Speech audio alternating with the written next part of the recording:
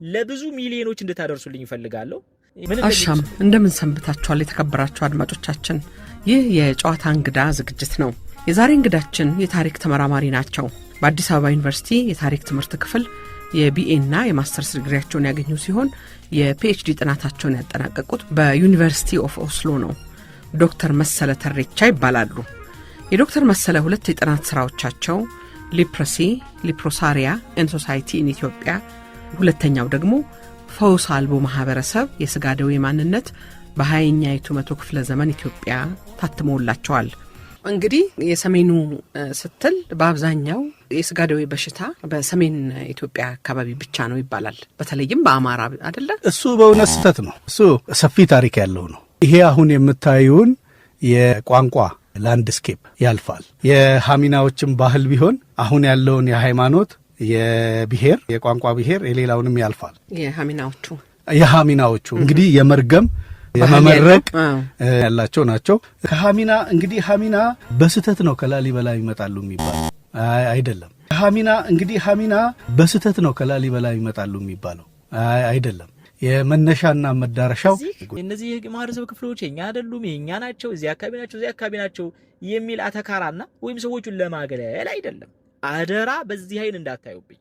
ግን ታሪክ እውነተኛውን መስመር ይዞ መሄድ ስላለበት ብቻ ነው። ከዚህ አንፃር ይሄን ኢንተርቪው ሙሉን እንድትሰሙት እጋብዛችኋለሁ። አንድ ነገር ግን ልብ አድርጉልኝ። እነዚህ የህብረተሰብ ክፍሎች ወገኖቻችን ናቸው።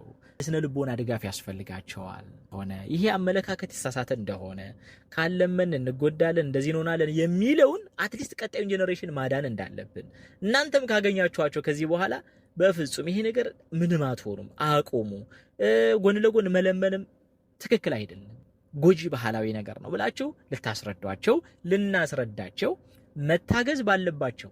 የሚገርማቸው በሚኖሩበት አካባቢ ትምህርት ቤት እንኳን ምናምን የላቸው። ትምህርት እንዲያገኙ ማድረግ፣ ሆስፒታል እንዲሰራላቸው ማድረግ፣ እነዚህን ሰዎች ማግለል ሳይሆን በክርስትናም ማግለል ትክክል አይደለም። እንደ ተማረም ሰው ማግለል ትክክል አይደለም።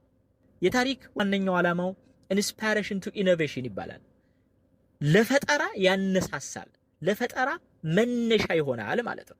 ለምሳሌ ቅዱስ ላሊበላን ሄዳችሁ በአይናችሁ ስታዩት አባቶቼ ከ800 ዓመት በፊት እንደዚህ አይነት ተአምር ከሰሩ እኔ ምን ያቅተኛል የሚል መንፈስ ይመጣባቸዋል። ዋይ ኖት? ይሄ ነው የታሪክ ዓላማው። እውነቴን ነው የምነግራችሁ። ሁለተኛ ደግሞ የጋራ ሀብታችን ነው። ማንም የኔ ብቻ ነው ያለ የለም። ቅዱስ ላሊበላ እንኳን የኢትዮጵያውያን እንኳን የአፍሪካውያን የዓለም ቅርስ ነው።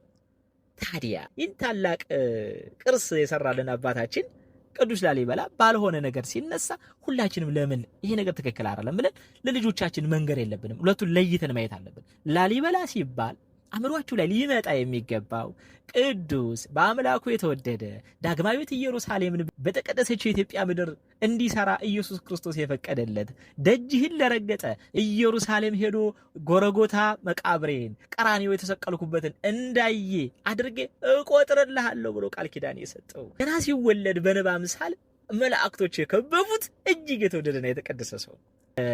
ይህንን ነው አእምሯችሁ ላይ ሊመጣ የሚገባው ሰው። ላሊበላ የሚለው ነገር ግን መጣጣል ከተጀመረ ለመጎብኘት እንኳን ኢንስፓይሬሽን አይኖራችሁም። እስኪ ቀጣይ ዓመት ገና ቅዱስ ላሊበላ ነው መሄድ የምፈልገው ማየት እፈልጋለሁ ያን የተቀደሰ ቦታ አትሉ። የእውነቴን ነው የምነግራችሁ፣ ይቀንሳል። እፈልጋለሁ። በጣም ይቅርታ አድርጉልኝ። እነዚህ ሰዎች ከቅዱስ ላሊበላ ጋር ምንም አይነት ነገር እንደማያገናኛቸው ተረድቻለሁ ማለት ነው። ቅዱስ ላሊበላ ላይ ሪፕሬዘንት ያደረኩትን ነገር እዛው በመገኘት ለማስተካከል የእናንተን ፍቃድ ብቻ ነው የምፈልገው። በጣም ጥሩ። እንግዲህ ጽጌ እህታችን ይቅርታ ጠይቃለች። ወጣትነት ብዙ የምንሰራበት ብዙ የምንሳሳትበት እድሜ ነው። መሳሳትሽ መስራትሽን ይቅርታ መጠየቅሽ ደግሞ ትልቅነትሽን ያሳያል። በጣም ትልቅ ነገር ነው። በመጨረሻ ግን ዶክተር መሰለ ተሬቻን በጣም ማመስገን እፈልጋለሁ።